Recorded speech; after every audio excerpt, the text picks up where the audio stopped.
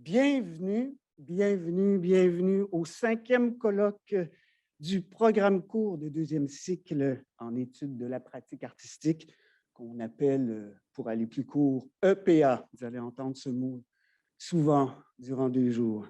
Alors, bienvenue à la 5e édition sous le thème cette année de « Ce que l'art permet ». Nous sommes en direct de l'auditorium de l'UQAR, l'Université du Québec à Rimouski, pour les personnes qui ne savent pas où se trouve l'UQAR. Nous sommes tellement émus de vous accueillir via Zoom et bien que nous chérissions la présence des corps, nous sommes vraiment reconnaissantes de pouvoir vous rejoindre, chacune et chacun à la maison, sur tous les continents, pourquoi pas.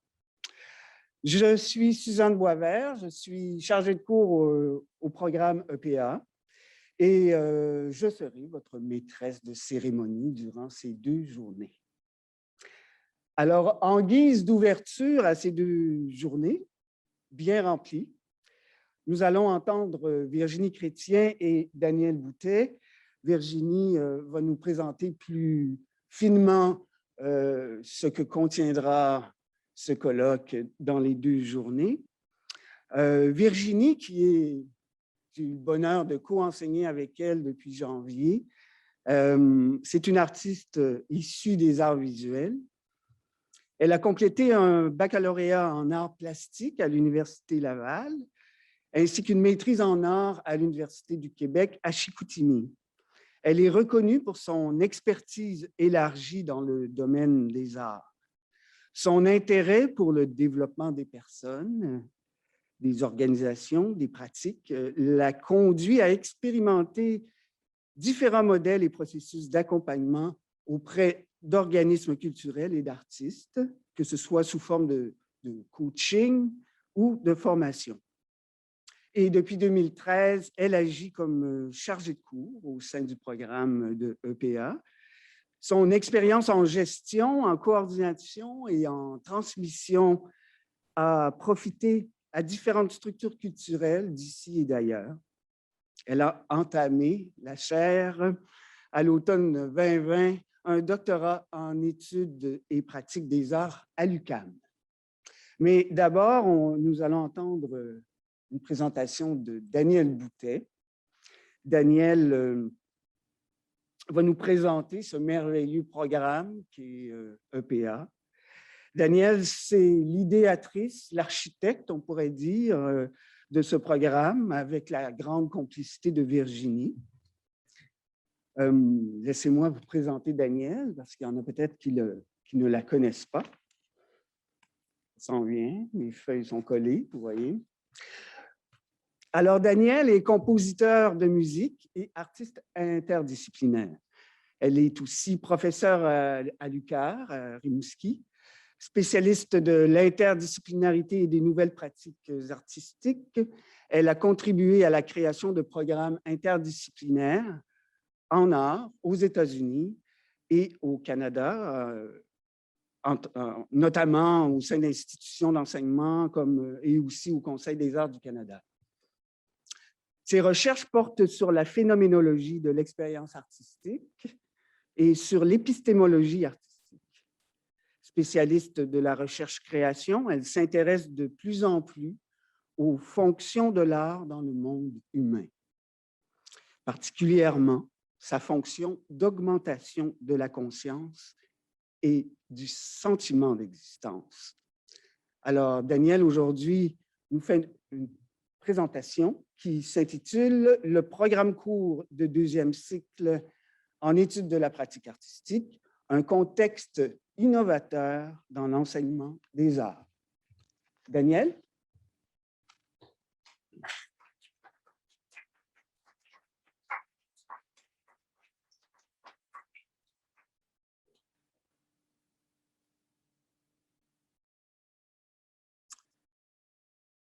Bonjour à tous et toutes. Bienvenue aux personnes qui nous suivent peut-être ou nous suivront par l'intermédiaire du web. Et un salut tout à fait particulier à nos 13 étudiantes conférencières. Merci à Suzanne et Virginie d'avoir préparé ce colloque ainsi que pour leur invitation qu'elles m'ont faite à venir vous présenter ce matin le programme en études de la pratique artistique. Il y a 10 ans maintenant que Virginie et moi-même avons imaginé ensemble ce programme court de deuxième cycle, un programme qu'à travers les années et les cohortes, je n'ai jamais hésité à qualifier d'unique et d'innovateur. Vous aurez d'ailleurs l'occasion d'en juger par vous-même ces 2 prochains jours. J'ai souvent été appelée à présenter ce programme court. Je l'ai présenté aux instances de l'université lors de son approbation, ainsi que lors de plusieurs réunions d'information. J'ai écrit des communiqués, j'en ai parlé à la radio, sur vidéo, et j'ai aussi écrit des articles destinés au milieu de la recherche universitaire. À chaque fois, je me dis, je me retrouve devant ce passionnant problème. Comment décrire ce programme si particulier? Alors, je commencerai aujourd'hui par le situer au carrefour de 3 grandes idées: l'étude de pratique, l'andragogie et la recherche en création. Alors, l'étude de pratique, premièrement. Remarquons d'abord que ce programme n'est pas rattaché à un département d'art, mais au département de psychosociologie. Or, c'est dans ce département qu'on trouve la maîtrise en études des pratiques psychosociales et c'est ce qui relie les 2 programmes. L'étude des pratiques est un champ de recherche doté de méthodologies spécifiques qui aident des praticiens et des praticiennes à mieux comprendre les exigences et les problèmes de leur pratique. Or, étudier les pratiques psychosociales ou les pratiques artistiques, c'est le même genre de projet, au sens où les méthodes utilisées pour étudier les pratiques en général s'appliquent à l'étude de la pratique artistique. Et vice-versa, car il faut dire que les artistes ont beaucoup contribué à développer ce champ d'études.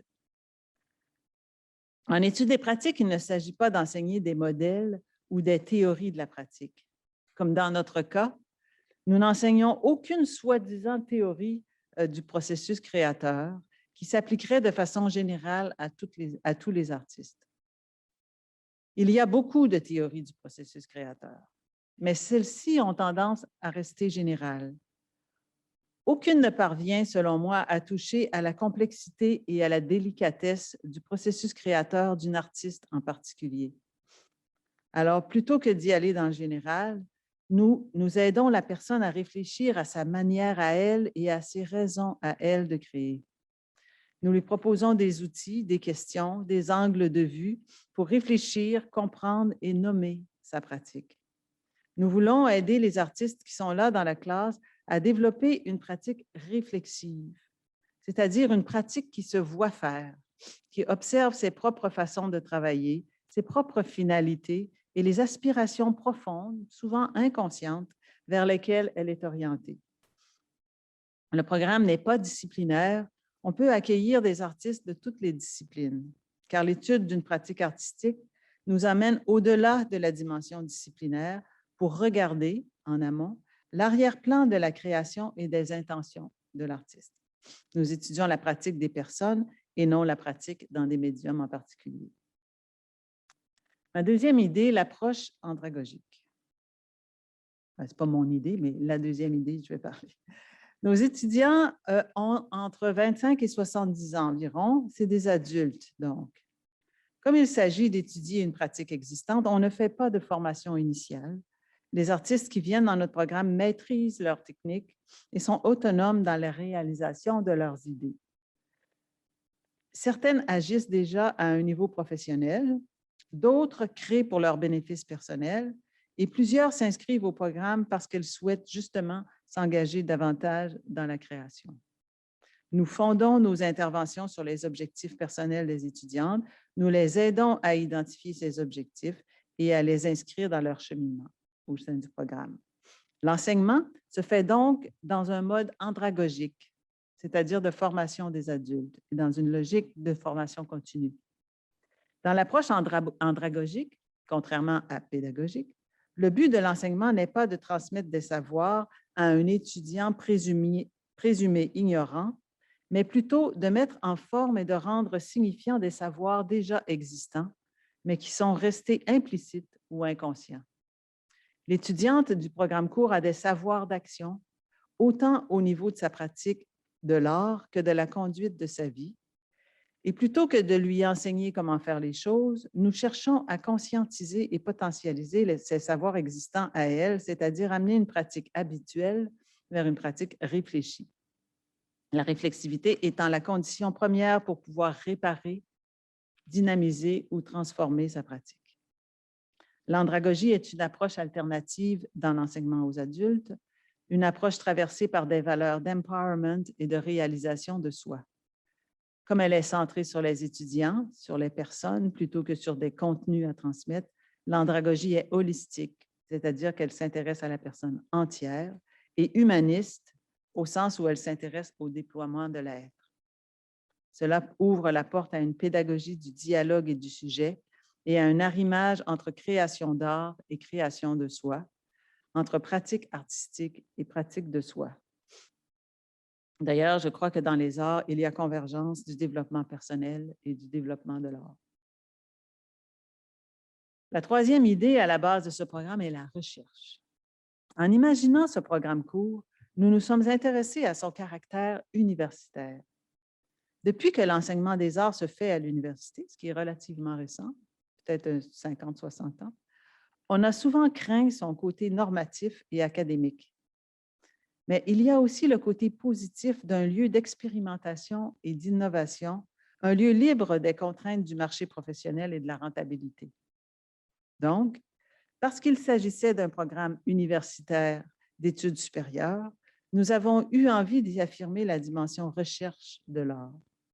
Et là, nous pensons autant à une recherche d'ordre existentiel que social, politique, philosophique et même spirituel.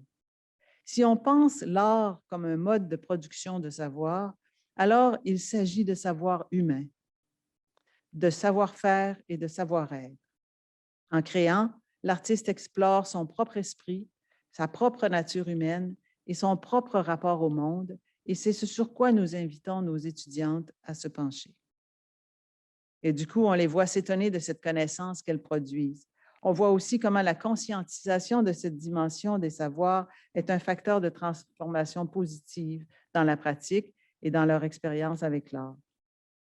De plus, les artistes dans la classe portent un immense intérêt aux recherches des autres. On s'aperçoit en fait que ce que les artistes ont à dire de leur travail est encore plus intéressant pour leurs pairs que les œuvres elles-mêmes. Vous entendrez de beaux exemples de ce que je dis ici et du genre de recherche que font les artistes du programme court. De tout temps, l'artiste s'est tenu à côté de l'intellectuel au sein de la cité. Dans son livre « L'avenir de l'art », Hervé Fischer écrivait notamment « L'art occidental pense le monde, son propre sens et celui de l'aventure humaine. » Autant que les œuvres elles-mêmes, les écrits d'artistes ont animé le monde et ouvert de nouvelles dimensions de sens, de nouveaux lieux et de nouvelles attitudes, et certainement de nouveaux modes de relation entre l'art et la société. On n'insistera jamais assez pour que l'artiste soit capable de réfléchir et transmettre ses pensées, d'expliciter ses mondes intérieurs, parce qu'il y a là quelque chose qui parle de l'humain, de sa nature et de sa sensibilité, et cela nous semble être de la première importance socialement et politiquement. En effet, dans notre espoir de voir arriver des sociétés plus justes, plus sensibles, plus humanistes, ce qui émerge des mondes intérieurs de l'artiste est une contribution de la première importance. Le présent colloque, sous le thème de « Ce que l'art permet », réunit les 13 étudiantes finissantes de la cohorte qui a commencé en 2019. Vous entendrez des présentations qui illustrent bien ce que je viens de dire sur la pratique réflexive et sur ce que la recherche dans la création artistique peut apporter au monde. Vous entendrez autant d'exemples de ce que l'art permet, pour reprendre le thème très éloquent de ce colloque. Je suis extrêmement fière de ces étudiantes et de l'opportunité qui m'a été donnée d'inaugurer cette conférence, cette première journée. Je vous souhaite à tous et toutes un très beau colloque, fertile en émotions et en découvertes. Merci beaucoup.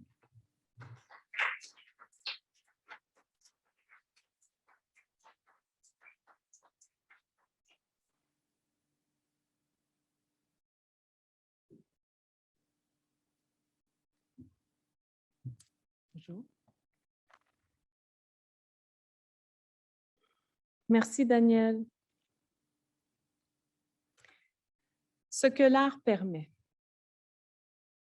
Il me semble important d'introduire le thème de ce 5e colloque en études de la pratique artistique en pointant d'abord le contexte si restreignant dans lequel il a émergé et dans lequel nous nous trouvons encore, le contexte pandémique. Je présume que vous en avez assez qu'on fasse continuellement référence à ce sujet qui domine l'actualité depuis plus d'1 an, mais en faire fi serait passer sous silence ce qu'auront rencontré ces femmes comme situation et complexité tout au long de leur cheminement et que vous allez entendre aujourd'hui et demain. Il faut dire que cette cohorte d'étudiantes était initialement formée de 23 femmes. Elle aura vu son nombre diminuer de près de moitié de l'automne 2019 à mai 2021. Des départs sans précédent. Nous l'avons qualifiée de cohorte des grands bouleversements. Nous tenons, en ce début de colloque, à saluer Ève, Huguette, Ito, José, Julie, Marie-Hélène, Marja, Nicole, Stéphanie et finalement Laurie, qui est notre photographe aujourd'hui. Merci à un spécial Laurie. Vous étiez toutes, vous êtes dans nos pensées. Ce que l'art permet aux 13 femmes présentes ces 2 prochains jours, c'est d'abord qu'elles soient là, ici, car elles ont su rendre possible l'interrelation entre la vie, aussi frustrante, exigeante et menaçante soit-elle, la pratique de l'art, les études et la réflexivité. Permettez-moi de les nommer.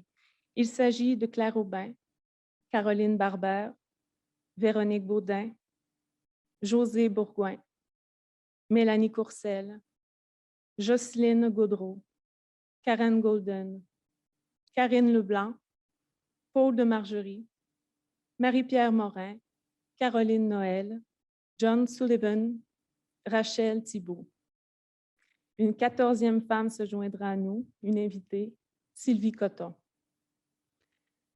Alors qu'à tout moment, la réalité brute peut sembler infertile, alors que les contraintes se multiplient et que des décisions incohérentes pavent le politique, qu'est-ce que l'art permet?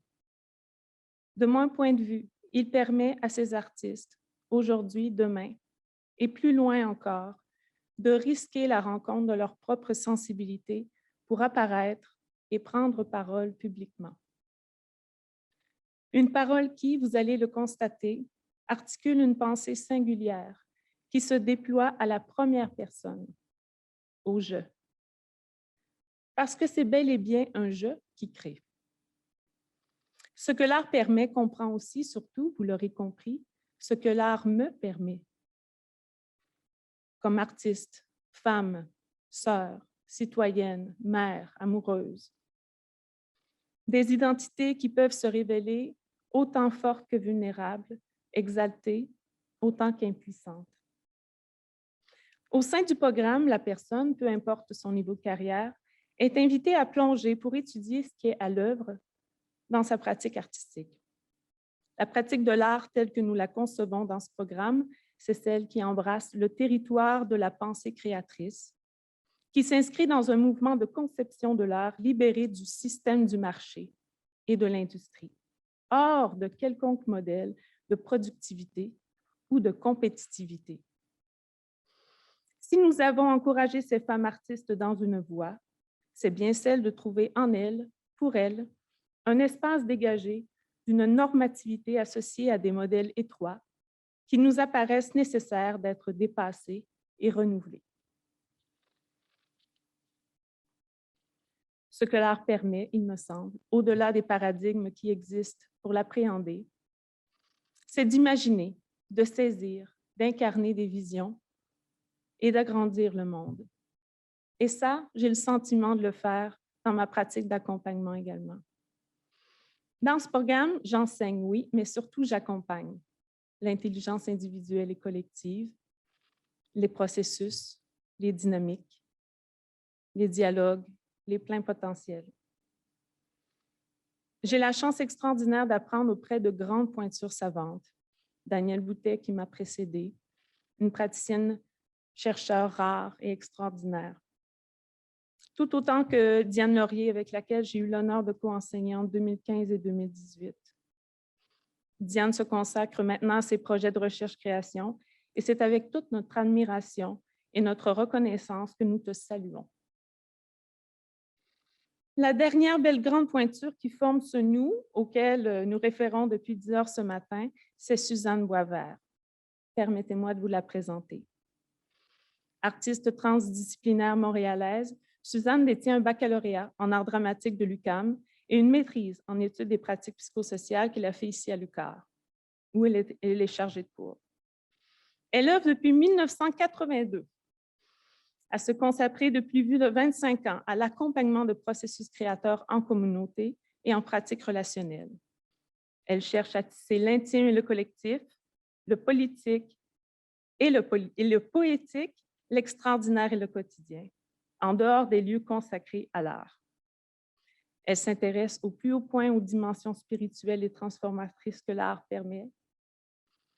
Car l'art, dit-elle, c'est en entendant le récit de l'autre personne, en la voyant petit à petit apparaître, devenir quelqu'un à mon cœur, que justement s'opèrent les possibles. À Suzanne, quel privilège de poursuivre l'expérience de co-enseignement dans le cours Recherche et création où nous nous trouvons aujourd'hui avec toi. Comme c'est intimidant aussi de toucher ton envergure.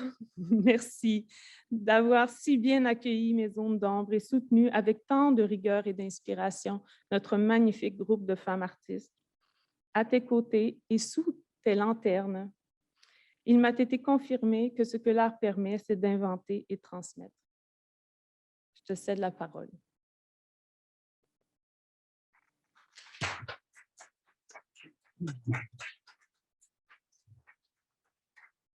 Grand merci, ma chère Virginie, qui, vous ne le savez pas à la maison, mais elle court vers son cockpit à l'arrière de la salle, car c'est notre grande Manitou technique aujourd'hui et demain pour les présentations.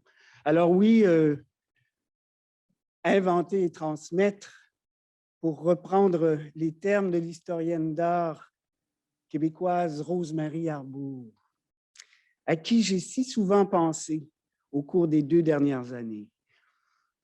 Dans un article paru en 1996, Arbour écrivait que contenu et subjectivité furent un cheval de Troie des femmes artistes pour pénétrer le monde des arts visuels.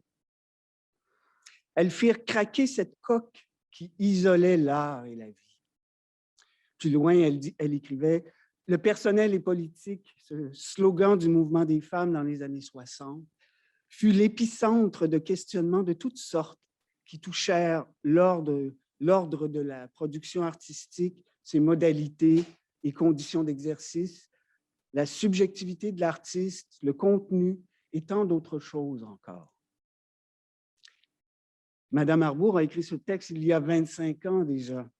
Et pourtant, ce texte est continuellement remonté dans ma mémoire en vous accompagnant, en accompagnant les artistes de cette cohorte. Et bien qu'elle ne s'en réclame pas directement, je constate à quelle grande tresse du matrimoine, un autre terme de Madame Arbour, à quelle grande tresse du matrimoine artistique elles appartiennent, indubitablement. On n'échappe pas à son histoire, suis-je tenté de dire. Alors, c'est bien de l'explorer, de la creuser, la penser, l'inventer et la transmettre. Le thème et les sous-thèmes du colloque se sont imposés, se sont révélés petit à petit au cours des 2 dernières années, suivant en cela l'approfondissement ou, pour reprendre un beau terme de André Chédid, le creusement du réel des artistes de cette cohorte, ce que l'art permet, restaurer la relation au vivant, découvrir ce qu'il y a là, laisser la matière dire, accueillir une part de soi et de l'existence. Durant les 2 prochains jours, il sera question de réenchantement, de grande noirceur et de feu, du tout, du rien, de l'entrelacement de l'art et de la vie, de l'inachevé et de l'œuvrement, de cette partie du monde en soi et de cette partie de soi dans le monde, de matière parlante et agissante, de pratiques soutenables, de quête d'unité avec le vivant, de conscience altérée et de subversion du quotidien. Je vous disais que Rose-Marie Arbeau m'a beaucoup accompagnée, mais une autre femme aussi très importante m'a accompagnée tout au long des 2 dernières années, et particulièrement de la dernière. Il s'agit d'une femme qui est la courageuse à avoir fait la première présentation du premier colloque de 2014, colloque présenté ici. Il s'agit de Claire Maillé, ma grande amie Claire Maillé, notre grande amie Claire Maillé. Et le titre de sa présentation est évocateur. La première femme qu'on a entendue, la première artiste-chercheur qu'on a entendue, nous a parlé de sa fabuleuse traversée. Ça s'appelait la fabuleuse traversée de mon sentier voilé. Claire nous a quittés, mais elle est avec nous. J'aimerais, si vous me le permettez, lui dédier ce colloque. Ces mots restent dans mon cœur. La création artistique a été le souffle de ma vie et m'a suivi à chaque époque. Souvent, j'ai pu retrouver mon chemin grâce à la danse, au mime, à la sculpture, au dessin et dernièrement à la peinture. C'est ce que je fais qui révèle mon chemin.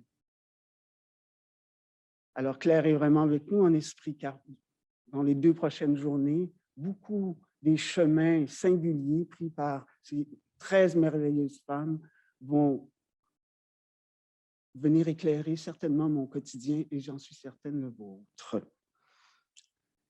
La cinéaste française Chantal Akerman disait qu'elle faisait des films non pour que les spectateurs se retrouvent à sa place, mais pour que chacun puisse y trouver sa place propre, à côté de la sienne.